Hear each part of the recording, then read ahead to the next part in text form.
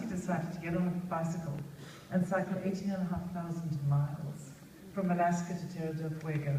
It only took him 2 years. I hope he'll share some stories with us tonight, and he's going to give us a lovely insight into the beautiful country of Colombia.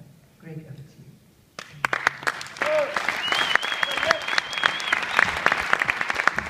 Thank you again. My name is Greg Blakey. It's great to be here in Ireland. And I'm Colombia's new adventure-telling ambassador. And when I say Colombia, I mean it's Colombia, not Colombia.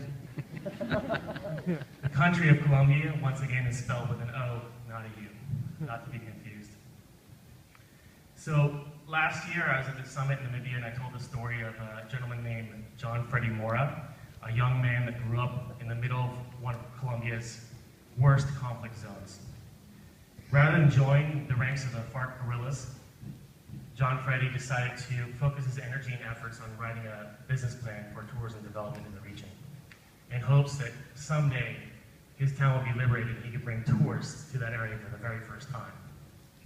This year, I want to tell a story about Colombia, about a different emerging destination. A destination that's also interested in rewriting its history. It's called the San Andres Archipelago.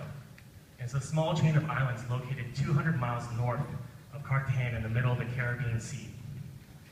The interesting thing about San Andres is if you ask any mainlander from Colombia what they think about San Andres, the principal island in the archipelago, they're going to tell you two things.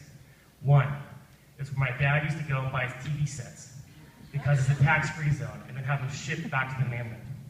Two, it's a place where families from Colombia and all over Latin America go for all-inclusive resort vacations. The interesting thing about those resort vacations, they're still happening now. 20% of the island is dedicated to this big box tourism. 80% of all the travelers that take these resort vacations never leave the hotel.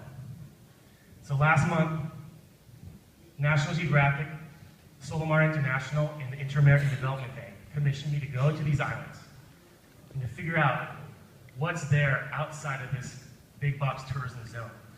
What is in the 80% of the geographic area that's totally unexplored by tourists. So I hit the ground and I started meeting locals, taxi cab drivers, beauty queens, bartenders, politicians, musicians. And I asked them, I said, hey, what do you guys do when you want to have some good fun and adventure on these islands? Can you show me the places you go that are outside of these big box resorts? Show me your island. Show me the places where there are no tourists.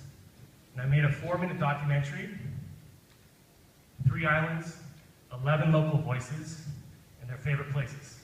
This is Las Islas, Colombia.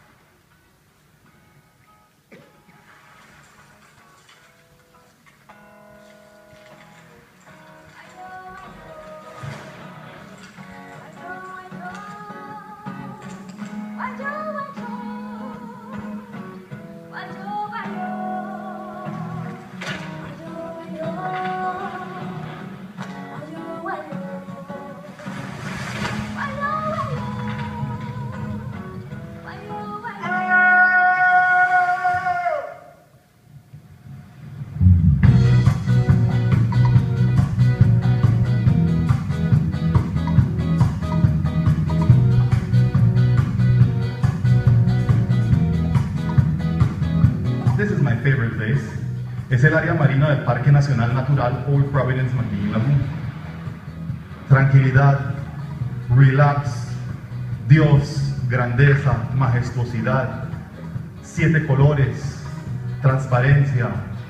Es increíble que a mí me paguen por hacer ese trabajo tan delicioso. No hay una parte del mundo en ese momento que yo quisiera estar más que en ese punto. My name is Felipe Cabeza and I'm an instructor. I have a diving place that we call Felipe's Place. When I go to Felipe's Place and diving, you know, it's a passion, it's something just similar like when you deal with a woman. When you're having sex with a woman, it's something that you feel that you cannot explain what you feel in sex.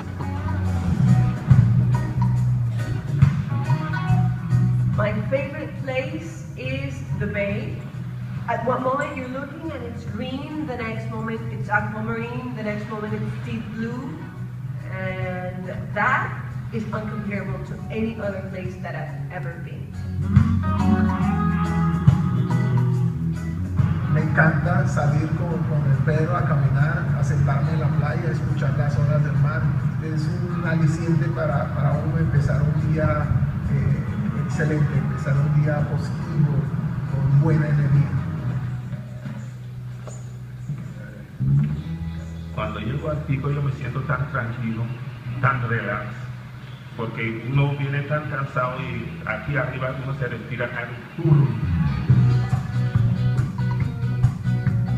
My favorite place is the Botanical Garden because it reminds me of what the island was like before 1953. Between each one of the houses you would have all this greenery. You would have trees, you would hear the birds. Cuando vengo aquí a navegar a Bahía Hooker siento muchísimas emociones encontradas que empiezan desde un poquito de temor cuando voy a empezar mi navegada hasta cuando ya me voy soltando un poco más y ya voy disfrutando del mar, del viento, de todos los animales marinos que vemos cuando estamos pues navegando. This is my place and I love it. I love my place because I'm born and grew here and I love it. No, what you have is cars and motors and a lot of people, and there's nothing to remind you of what it was like before. I was born in San Andres Island, 1935. My culture is passion, San Andres is passion. When you come to San Andres and you see the people, you see the food, you see our culture, you know that you're in somewhere that is unique. We have beautiful beaches, but we have more beautiful people. My favorite place is Southwest Bay, and I pass a lot of time there with my horses. I have 10 horses, including I have the fastest horse that run on these islands. We spend a lot of time in the sea bathing. They love it and I love it, and we just connected.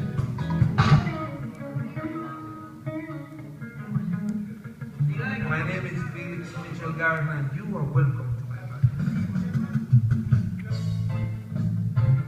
Right here is where I can be the best me. Right here is where I feel secure, where I feel sure, where I can write and play music and be with my friends.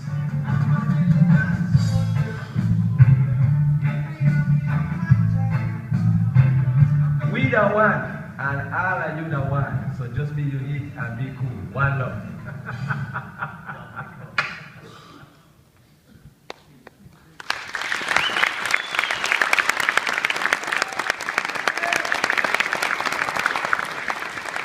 As a message direct from the residents of the San Andres Archipelago to you guys, to show you their place, and to bring your friends and family and customers there to visit them.